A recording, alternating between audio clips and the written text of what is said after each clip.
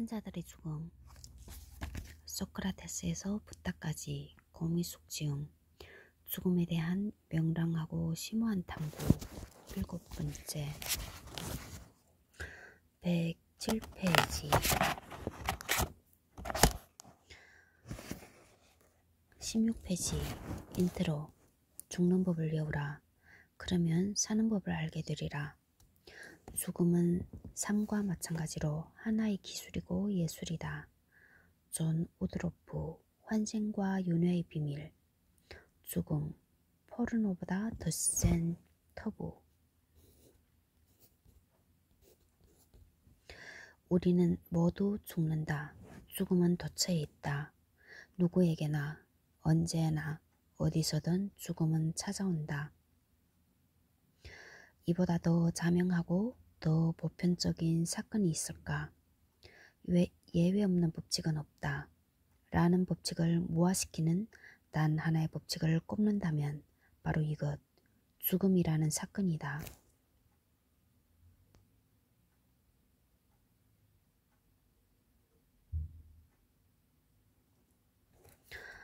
죽음에는 진정 예외가 없다. 그런데 참 이상하다. 우리는 죽음을 못 본 척한다. 입에 담는 것도 꺼린다.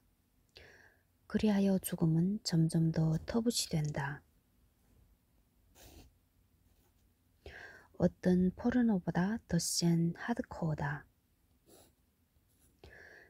4구금 정도가 아니라 9구금. 99세 노인 앞에서도 입에 올리지 못한다는 점에서. 프랑스의 철학자 미셸 푸코는 말했다. 근대 권력은 삶은 촘촘히 관리하고 죽음은 내팽개친다라고. 자본의 관점에선 당연한 노릇이다. 죽은 자는 노동할 수 없으니까. 화폐 증식도 소비 탕진도 불가능하니까. 그래서 눈앞에서 바로 치워버린다. 아니, 그 전에 노인과 병자 역시 사회로부터 격리된다. 시설과 병원이 그런 기능을 하기도 하지만 당사자 자신이 이미 자신을 스스로 삶의 현장에서 격리할 준비를 한다. 하여 늙고 병드는 것조차 자연스럽게 목격하기 어렵다. 노동, 자본, 화폐, 소비, 이것이 우리 시대 삶의 보편적 척도다. 이 척도에서 볼 때 죽음은 가장 반대편에 있다. 그 결과 삶과 죽음 사이에는 깊은 심연이 생겨났다.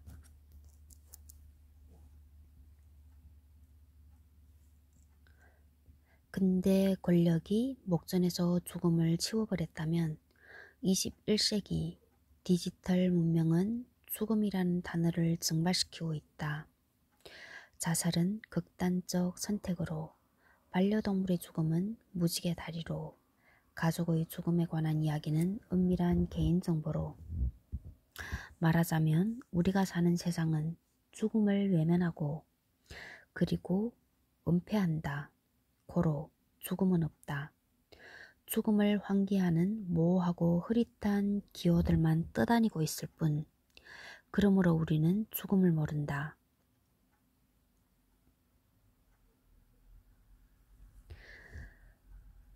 (17페이지) 우리는 죽음을 모른다. 당연하다. 죽음을 목격할 수 없는데, 죽음을 입에 담지도 못하는데 죽음을 어떻게 알 수 있을까? 몰라도 너무 모른다.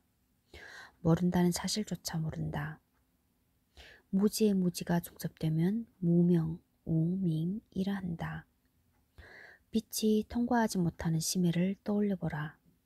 심해의 생물들에겐 빛이 너무 멀리 있다. 빛이 온누리에 편지한다는 사실 자체를 느낄 도리가 없다. 어둠 속에서 움직이는 것이 더 익숙하다. 우리 역시 죽음을 그렇게 대한다. 죽음은 멀리, 아주 멀리 있는 아련하고 추상적인 그 무엇이다. 내가 보는 세상엔 온통 삶뿐이지 않은가. 죽음을 연상시키는 건 어디에도 없지 않은가. 하지만 그렇다고 죽음이 사라지는 건 결코 아니다. 심해의 생물들도 결국 자신들을 움직이는 건 어둠이 아니라 비침을 본능적으로 감지한다 하여 스스로 빛을 만들어내거나 어쩌다 그 심해를 뚫고 들어오는 빛에 온몸으로 감응한다.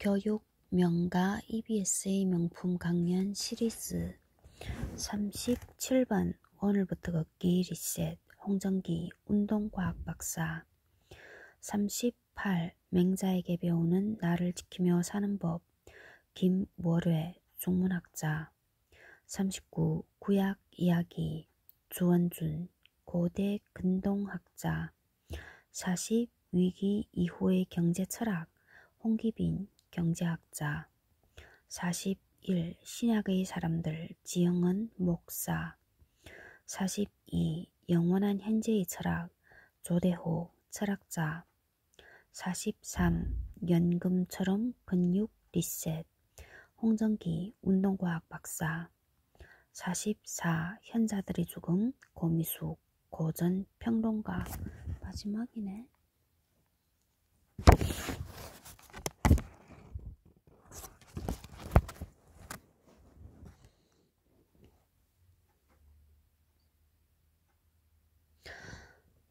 (107페이지) 뭐야 마하마트 간디야 벌써?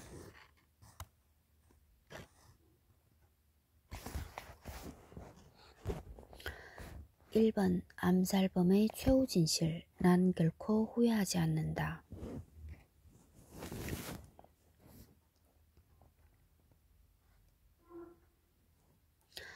마하마트 간디 자유를 위해 죽다.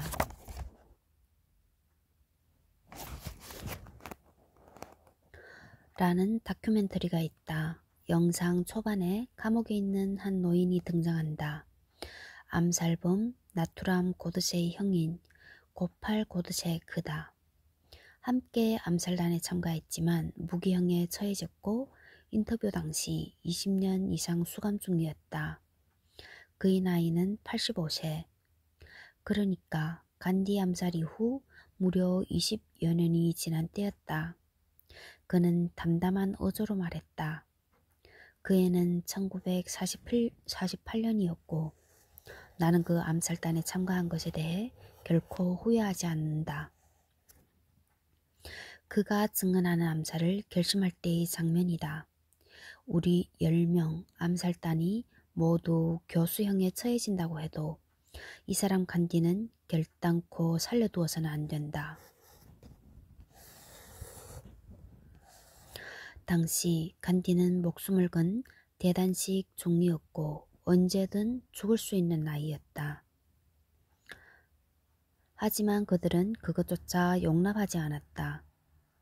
단식으로 죽어서도 노환으로 죽어서도 안 된다.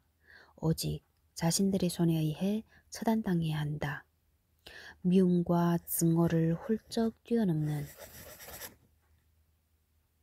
정서적 결기, 즉 원한의 파토스가 느껴진다. 인도는 종교의 나라다. 힌두교가 다수를 차지하지만 그 안에 이슬람교, 조로아스터교, 기독교, 시크교, 자이나교, 유대교 등 다양한 종교들이 공존해왔다. 간디에 따르면 힌두교는 각자의 신앙, 즉 다르마, 자연과 사회의 조화를 이루는 질서 체계를 지키려는 행동 규범에 따라 신을 공경하라고 가르친다.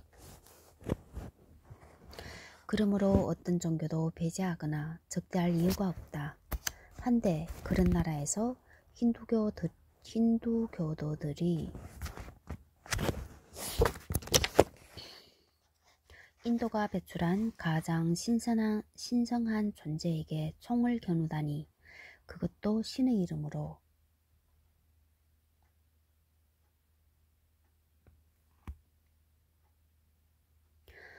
이랬듯 간디의 죽음은 아이러니 투성이다.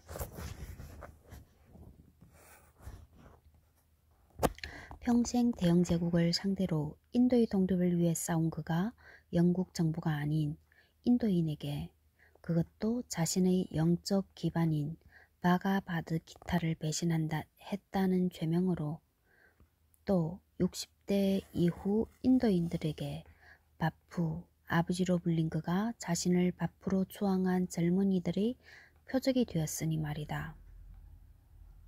더 지독한 아이러니는 평생을 아힘사, 곧 비폭력을 실천했던 그가 가장 폭력적인 방식으로 죽임을 당한 것이다. 그것도 가장 성스러운 기도 시간에, 게다가 목숨을 건 단식을 수도 없이 했는데 단식이 아닌 총탄에 희생된 것도 참으로 아이러니하다. 그럼에도 그는 가장 자신이 원하는 방식의 종말을 맞이했다. 오 라마라는 만트라로 자신을 죽인 살인자를 축복할 수 있었으니 말이다. 그것이야말로 아힘사의 최고 경지를 구현한 것이 아닐까. 사건의 핵심에는 이슬람교와 힌두교 사이의 갈등이 놓여 있다.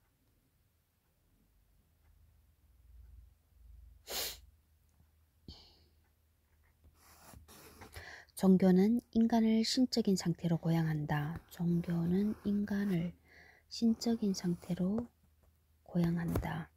하지만 그만큼 무의식의 심층과 연결되어 있다. 하여 일단 갈등이 표면화되면 그것은 엄청난 쓰나미를 몰고 온다. 바다의 지면이 요동치면 해일을 일으키는 것과 같은 이치다. 신의 이름으로 2000년이 넘도록 전쟁을 치른 서양의 역사가 그 증거다. 그에 비하면 인도는 오랫동안 종교 간 화합과 공존을 도모해왔다. 16세기 이래 인도에 무굴 제국이 들어서면서 소수의 이슬람 교도가 다수의 힌두 교도를 지배하는 구조를 취하긴 했지만 종교 간 갈등이 노골화하지는 않았다. 무굴 제국.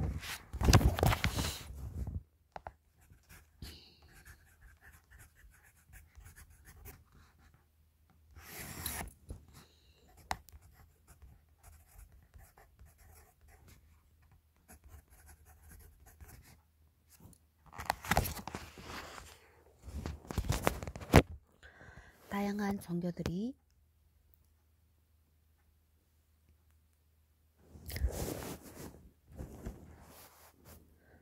경전과 만트라, 계율 등을 공유하기도 했다. 간디 자신이 바로 그런 존재다. 그의 아힘사는 자이나교의 원리를 변주한 것이고 그의 영성의 기저에는 바가바드 기타와 아시아의 빛과 그리스도의 산상수훈, 마태복음 5 내지 7장에 실려있는 예수의 가르침이 아무런 걸림없이 공존하고 있다. 하지만 무굴 제국이 멸망하고 대영 제국의 식민지가 시작되면서부터 이슬람 교도와 힌두 교도 사이의 갈등과 대립이 본격적으로 부상하기 시작한다. 한편으론 대영 제국의 갈라치기 전략에 의해 다른 한편으론 제국주의에 맞선 힌두 민족주의 그리고 그에 짝하여 부상된 이슬람 민족주의의 부상에 의해 간디는 이미 오래전에 예감하고 있었다. 나는 일찍이 남아프리카에 있을 때부터 힌두교도와 이슬람교도 사이에는 진정한 우정이 없다는 것을 알고 있었다. 나는 내 아힘사가 가장 쓰라린 시련을 당하게 되고 그 시험을 광범위하게 해야만 하는 것은 힌두, 이슬람교 연합 문제가 될 것이라는 것을 확신했다. 그 확신은 지금도 변함없다.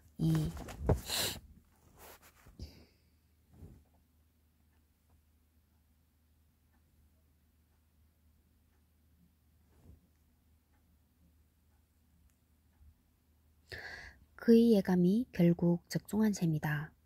그럼에도 그의 죽음은 의문투성이다.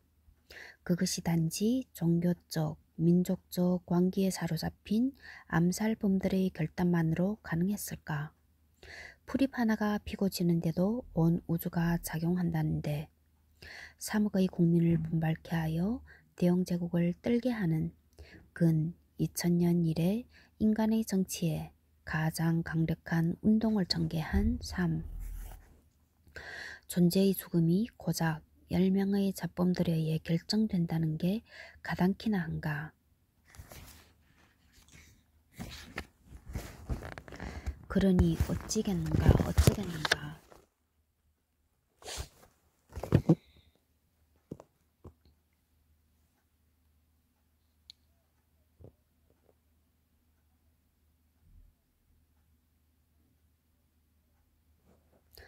이 당혹감을 가슴에 품고 탐색을 시도하는 수밖에. 간디. 그는 대체 어떤 생의 경로를 거쳐 그날 그 자리에 도착한 것일까? 111페이지 3. 오직 한 걸음씩. 사티아그라하. 독자에게 나는 시종일관을 보여주는데 아무 관심이 없음을 말해두고 싶다. 진실을 탐구하는 과정에서 나는 많은 생각을 버렸고 많은 새 것을 배웠다. 나이 비록 늙었지만 나의 내적 성장이 끝났다거나 육신의 소멸과 함께 그 성장이 멈출 것이라는 느낌은 없다. 내 관심사는 순간에서 순간으로 진실에 나의 신에 복종할 준비를 하는 것이다. 내 관심사는 순간에서 순간으로 진실에 나의 신에 복종할 준비를 하는 것이다. 따라서 내가 쓴 두 글에 일관성이 없을 때 여전히 내가 제 정신인 사람이라고 믿는다면 같은 주제를 다룬 두 글 가운데 나중 것을 선택하는 것이 좋겠다.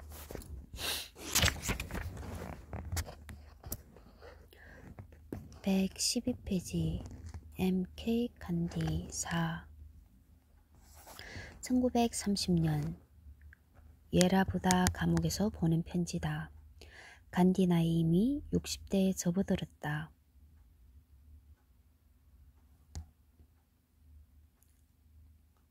남아프리카에서 느닷없이 인권운동을 시작하여 무려 20여 년을 보내고 이후 인도에 돌아와 마침내 대체 불가능한 지도자가 되었을 시점이다. 1930년 예라부다 감옥에서 보낸 편지. 간디 나이 이미 60대에 접어들었다.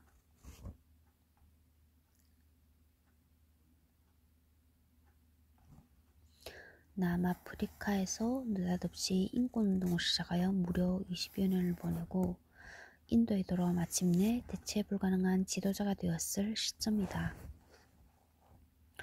처음 이 글을 읽는 순간 가슴이 서늘했다. 자신은 시종일관을 보여주는 데 관심이 없고 혹시라도 자신의 태도가 앞뒤가 안 맞으면 나중 것을 택하라고. 대체 무슨 말인지. 누구나 다 그래야 되지? 어제의 오류를 합리화하기 위한 전략인가? 아니면 생각이 자주 오락가락한다는 고백인가? 모든 것은 변한다는 뜻이지. 모두 아니다. 그가 말하고자 하는 바는 자신은 순간에서 순간으로 어제에서 오늘로 계속 앞으로 나아가고 있다는 것. 설령 늙고 병들어 육체가 소멸한다 해도 내적 성장은 멈추지 않겠다는 것이다.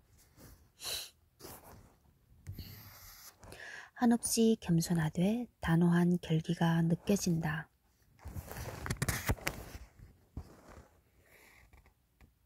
간디의 청년기는 시쳇말로 흑역사 그 자체였다. 간신히 대학에 갔지만 적응을 못해 런던으로 유학을 떠난다. 적응을 못해?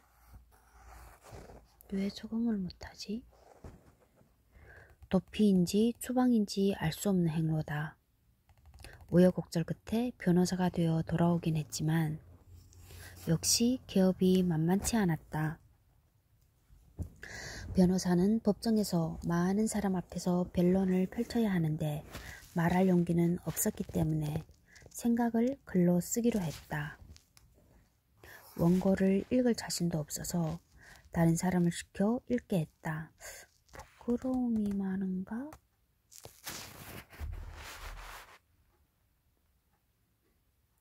사람 앞에 서는 걸 잘 못한다고? 원고를 읽을 자신도 없어서 다른 사람을 시켜 읽게 했다. 다른 사람의 눈이 부담스러운 거지.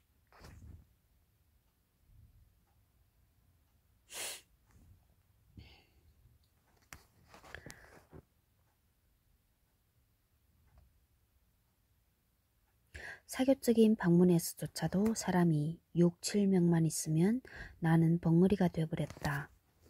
6번 연설문을 읽으려고 일어섰는데 눈이 어지럽고 몸이 떨렸다. 우여곡절 끝에 이번엔 남아프리카로 떠났다. 바로 거기서부터였다. 우리가 아는 간디의 생애가 시작된 것은 그 유명한 기차 사건. 요색 인종이라는 이유로 1등 칸에서 내동댕이 쳐진 사건을 겪으면서 그는 소위 존재론적으로 탈바꿈한다. 나는 민중을 알게 되었고 민중은 나를 알게 되었다. 이 사건으로 인해 1년을 기약하고 떠난 남아프리카 행이 무려 22년의 대장정이 되었다. 1915년 다시 인도로 돌아온 뒤 그는 인권운동을 넘어 노동자, 농민의 권리투쟁에 나섰고 이후 인도 독립운동의 명실상부한 지도자가 되었으며 나아가 전 인류의 아주 특별한 비전, 다른 나라의 국가주의, 민족주의에서는 결코 찾아볼 수 없는 비전을 제시하기에 이른다. 아힘사, 비협력, 스와라지, 자치 등이 그것이다. 그는 이 모든 것을 일러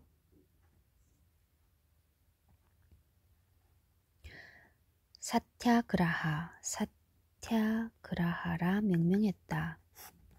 사티아그라하란 사티아, 진리와 아그라하, 주장을 조합한 단어로 진리의 실험이란 뜻이다. 진리를 주장하다.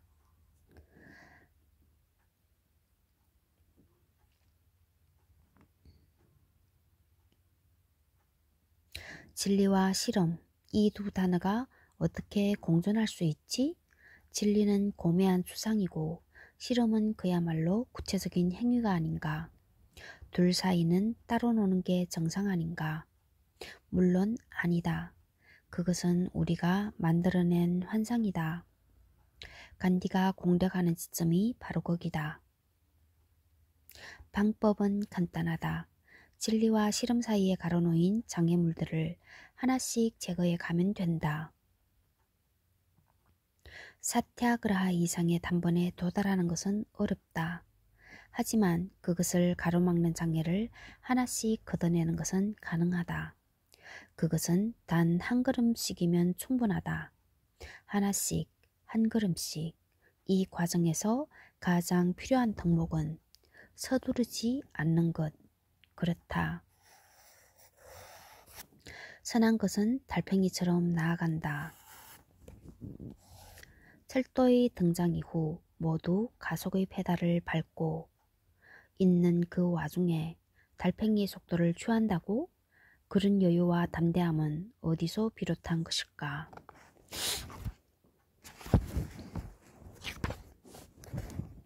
간디는 알고 있었다. 우리가 사는 세계는 결코 직선도 평면도 아니라는 것을. 세계는 이리저리 휘어지고 구부러져 있다. 해서 죽으라고 달려봤자 다시 제자리로 돌아오게 되어 있다. 그러므로 중요한 건 남보다 더 빨리 가는 것이 아니다. 빨리보다 더 중요한 건 리듬을 타는 것이다. 탱고 혹은 왈츠를 추듯이 도피성 유학을 떠난 런던에서 채식과 영성,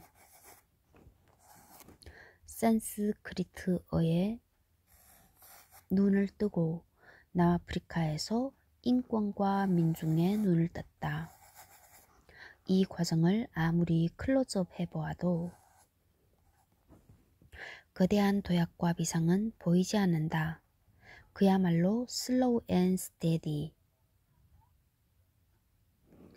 오죽하면 가장 경이로운 것은 그가 지닌 인간적 오류와 결함이라고 했을까?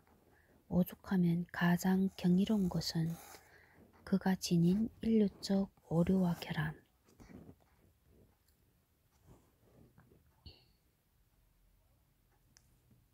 종교적 계시나 영감의 흔적도 보이지 않는다. 시위 중에도 기도를 하고 가끔 요가를 하기도 했지만 삼매나 번뇌를 느낀 적은 없었다. 그것을 갈망한 적도 없다. 오히려 그런 식의 종교적 체험이 신앙의 걸림돌이 될 수 있다고 여겼다. 그의 영적 베이스는 바가바드기타, 산상수훈, 아샤이비, 자이나교의 비폭력 등이다. 이 중에서 가장 중요한 경전이 바가바드 기타인 것은 맞지만 그는 자신을 힌두교도라고 생각하지 않았다. 그가 주목한 것은 일종의 메타 종교였다. 메타 종교란 인간의 모든 종교적 지향을 고차원적 차원에서 연결하는 것이라 할 수 있다. 다시 말해 그는 모든 종교가 지닌 보편적 가치를 구현하는 것이었다. 같은 맥락에서 간디는 자신을 정치적 지도자라 여기지도 않았다. 인도가 대영 제국의 억압과 착취에서 벗어나고 국부로 추앙받을 즈음 그는 통치와 관련한 모든 것을 가차없이 내려놓고 드높은 이상을 향해 나아갔다.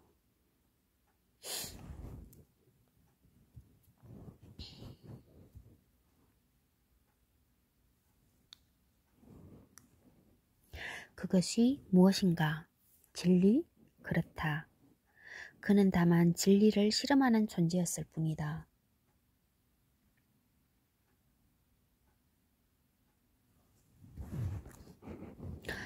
115페이지 진실 사트야. 진실은 존재를 뜻하는 사트에서 나온 말이다. 진실 말고는 아무것도 존재하거나 실존하지 않는다. 신이 진실이라고 하기보다는 진실이 신이라고 말하는 게 옳다. 진실이 있는 곳, 거기에 무엇이 진실인지를 아는 알미 있다. 진실한 알미 있는 곳, 거기에는 언제나 지복이 있다. 슬픔은 있을 곳이 없다. 진실이 영원하므로 거기에서 오는 지복도 영원하다. 그래서 우리는 신을 자기 안에서 진실과 암과 지복을 아우르는 분으로 한다. 우리의 모든 행위는 진실에 중심을 두어야 한다. 진실이 우리의 호흡이어야 한다. 8. 진실과 암과 지복. 이것은 한치의 어긋남이 없어야 한다. 진실과 암과 지복. 모든 행위, 매 순간의 호흡으로 표현되어야 한다. 그래야 한 걸음씩 나아갈 수 있다. 이전에 밟아온 것을 낡은 것으로 만들 수 있는 오늘의 새로운 한 걸음. 그것이 곧 진실이자 신이었다. 그리고 간디는 그것을 실험이라고 명명했다. 그것은 마치 알베르트 아인슈타인이 상대성 원리를 발견했을 때 했던 사고 실험에 견줄만 하다. 아인슈타인은 물리학의 원리를 실험실이 아닌 상상 속에서 시도하였다. 예를 들면 빛의 속도로 이동하면 어떤 일이 벌어질까? 엘리베이터가 낙하하면 그 안에서 무슨 일이 일어날까? 등. 물론 간디의 진리 실험과 아인슈타인의 사고 실험은 대칭적이다. 전자가 진리를 저 추상의 세계에서 끌어내어 여기 삶의 현장에서 구현하고자 했다면 아인슈타인의 사고 실험은 우주의 법칙을 상상 속에서 재현해냈다는 점에서 그렇다.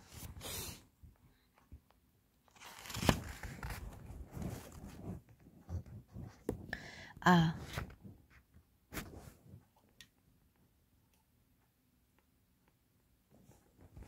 그렇다면 이제 좀 알 것 같다. 서두의 편지에 나온 바 나에게 시종일관을 요구하지 말라는 저 단호함의 원천이 무엇인지 비우고 떠나고 다시 비우고 떠나고 그는 늘 한 걸음씩 나아가고 있었던 것이다. 언제나 이전과는 다른 길 위에 있었던 것이다.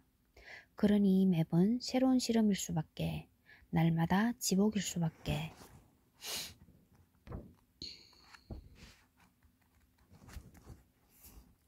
117페이지 4번 진리와 기쁨의 정치 경제학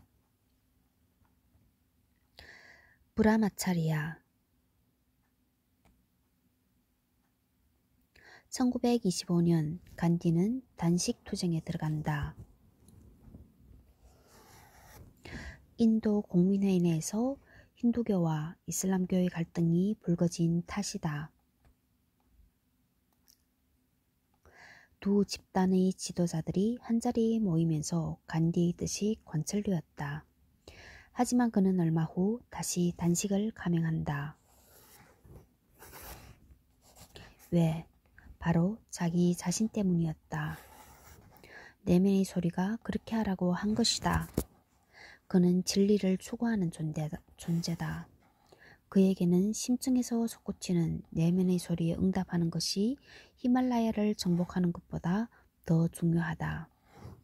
그에게는 심층에서 솟구치는 내면의 소리에 응답하는 것이 내면의 소리에 응답.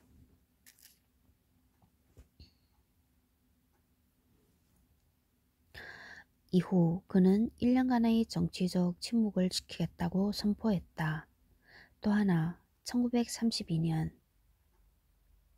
8월 17일에 대영제국이 불가촉 천민에 대해서 독립선거를 시행할 것이라는 결정을 내렸다.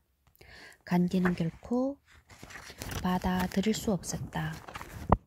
그렇게 되면 불가촉 천민에 대한 차별이 영구적으로 굳어질 것이기 때문이다.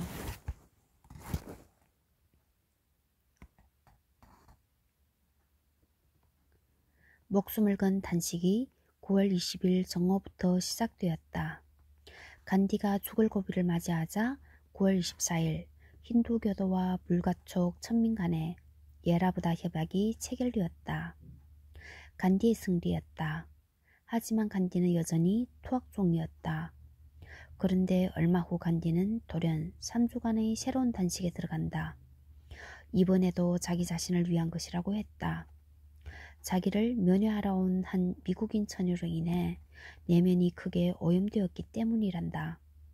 요컨대 미국인 처녀한테 성욕을 느꼈고 그런 자신을 참여하려고 단식을 시도한 것이다. 성욕을 느끼는 건 정상이지 않나? 이것은 정치적 결단일까 아니면 종교적 참여일까? 당혹스럽다. 하지만 그의 논리는 간단하다. 생명 가진 모든 것을 평등하게 대하는 것은 자기 정화 없이는 불가능하다. 자기 정화가 없으면서 아힘사의 법칙을 지킨다는 것은 허망한 꿈일 뿐이다. 9. 어이없게도 영국 당국이 겁을 먹고 단식 첫날 간디를 석방했다. 근데 이후 정치와 종교, 경제와 영성은 날카롭게 갈라섰다. 서양 중세의 경우 정치가 종교에 예속되면서 온갖 폐해를 일으켰다면 근대 이후엔 둘을 과격하게 분리시킴으로써 또 지독한 소외가 일어났다. 정치는 인간의 삶에서 가장 근원적인 지향인 영성을 배제해버렸고 종교는 세속의 혼란과 고통을 외면함으로써 은둔의 영토에 갇혀버리는 식으로 그 결과 근대인의 삶은 이중적으로 소외를 듣게 되었다. 정치와 종교, 욕망과 진리, 세속과 영성 등이 제각기 따로 놀게 된 것이다. 이 간극 자체가 참을 수 없는 공허함을 야기한다.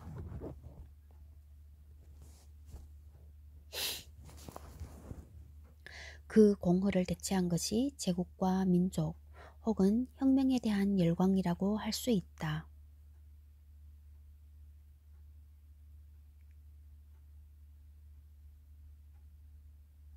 그것이 얼마나 끔찍한 폭력의 사슬을 야기했는지는 더 말할 나위도 없다. 개별적 차원에서 겪는 현대인의 극심한 소외 역시 무관하지 않다.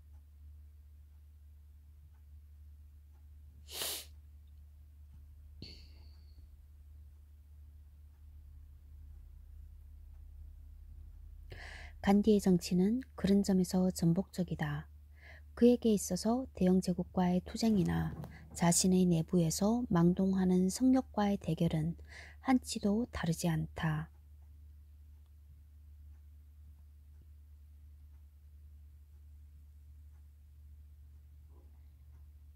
남아프리카에서 활동하던 시절 줄루족의 반란이 일어나자 간디는 영국군 위생병으로 자원한다. 남아프리카에서 활동하던 시절 줄루족의 반란이 일어나자 간디는 영국군 위생병으로 자원한다. 줄루족의 울창한 숲을 거닐면서 그는 마침내 결심한다. 아내와의 정결을 선언하기로. 인간이 아닌가. 간디의 생애를 장식하는 핵심적 키워드 중의 하나가 된 그 유명한 브라마치리아가 그것이다. 당시 그의 나이 37세. 한창 원기왕성한 나이 아닌가. 그런 나이에 부부 사이의 섹스를 중단한다고? 출가자도 아니고 성직자도 아니고 그저 인권 변호사였을 뿐인데 게다가 불륜 방탕을 저지른 것도 아닌데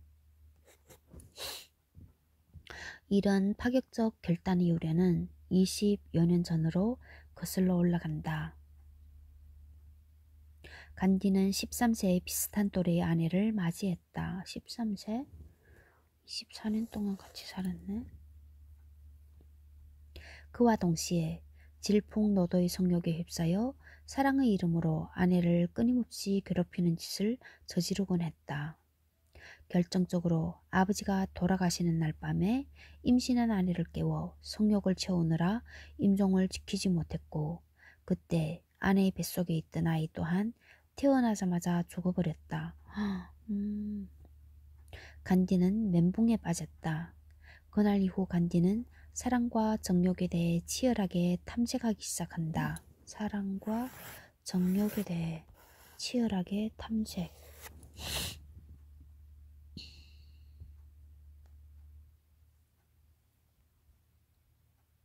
그는 진정으로 아내를 사랑했다. 하지만 정욕이 망동하는 한 아내에 대한 진정한 존중이 불가능하다는 것을 깨달았다. 그는 고백한다. 온종일 아내가 어디에 가는지 알아야만 했다고. 그것은 결코 성욕에 대한 집착이었다. 학교에 가서도 끊임없이 아내와의 섹스를 생각하느라 정신이 없었고 그러다 보니 잠시라도 떨어져 있는 상태를 견딜 수 없었던 것이다. 보통 이런 상태는 신혼의 깨소금, 달콤한 사랑 싸움 정도로 치부된다. 하지만 이게 과연 사랑인가?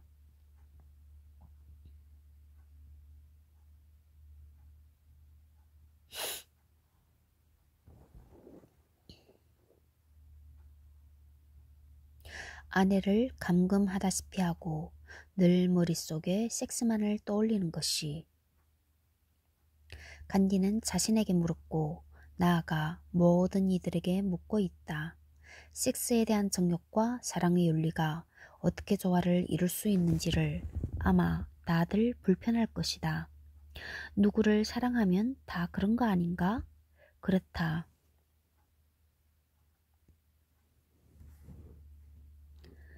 그게 우리가 말하는 사랑의 수순이다. 사랑이 아니라 정욕의 노예라고 해야 맞다. 하지만 그렇게 말하면 역시 불편해한다. 그래서 결국 문제를 회피